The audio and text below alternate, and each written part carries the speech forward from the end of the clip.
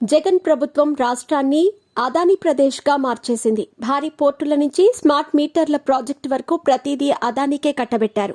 5 ఏళ్లలో పోర్టులు, pumped storage విద్యుత్ ప్రాజెక్టులు, సౌర విద్యుత్ ప్రాజెక్టులు, డేటా సెంటర్లు, ఇళ్లకు స్మార్ట్ మీటర్లు, చివరకు థర్మల్ కేంద్రాలకు బొగ్గు సరఫరా టెండర్లను అదానీకే కట్టబెట్టింది.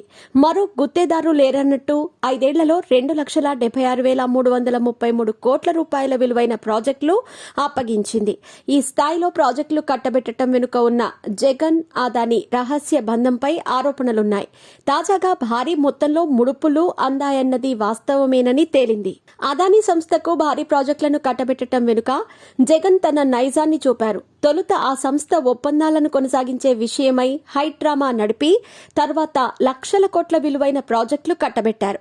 జగన్ సర్కార్ అధికారంలోకి వచ్చి రావడంతోనే 70,000 కోట్ల రూపాయల పెట్టుబడులతో డేటా సెంటర్ ఏర్పాటుకు అప్పటి టీడీపీ ప్రభుత్వంతో అదానీ సంస్థ కుదుర్చుకున్న ఒప్పందాన్ని కుదిస్తున్నట్లు డ్రామాకు తెరతీసింది.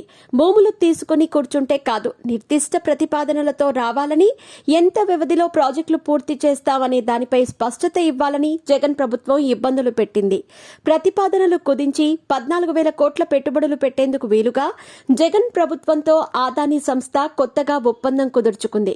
తర్వాత కొద్ది నెలల్లోనే అదానీ అంటే జగన్, జగన్ అంటే అదానీ అనేంతలా బంధం పెనవేసుకుంది. తర్వాత నుంచి పెట్టుబడులు, ప్రాజెక్టు పూర్తి చేసేందుకు కాల వ్యవధితో సంబంధం లేకుండా భారీ ప్రాజెక్టులు ఒక్కొక్కటి అదానీ చేతికి అప్పగించింది జగన్ ప్రభుత్వం. డేటా సెంటర్ ఏర్పాటు కోసం విశాఖలో 2 సార్లుగా 190.29 ఎకరాలను కేటాయించింది. ఆ భూముల విలువ సుమారు 3,058 కోట్ల రూపాయలు ఉంటుందని అంచనా. అంత విలువైన భూములు కట్టబెట్టిన 5 ఏళ్లలో డేటా సెంటర్ ప్రాజెక్టు పనులు వేగంగా నిర్వహించలేదు.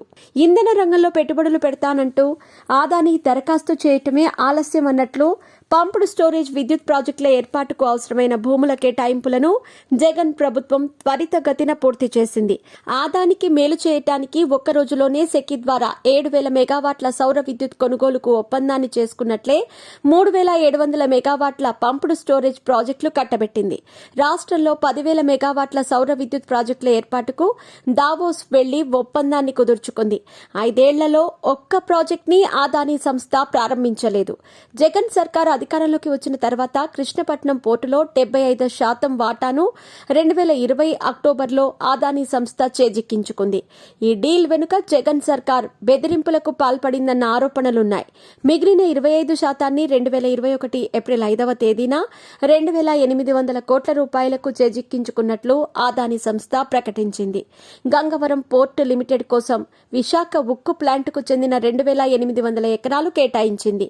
డివిఎస్ రాజు, వింకీ లేక్ సైడ్ ఇన్వెస్ట్మెంట్ కు 89.6% వాటా, భూములు కేటాయించినందుకు ప్రభుత్వానికి 10.4% వాటా ఉండేలా కన్సీషియాన్ని ఏర్పాటు చేశారు.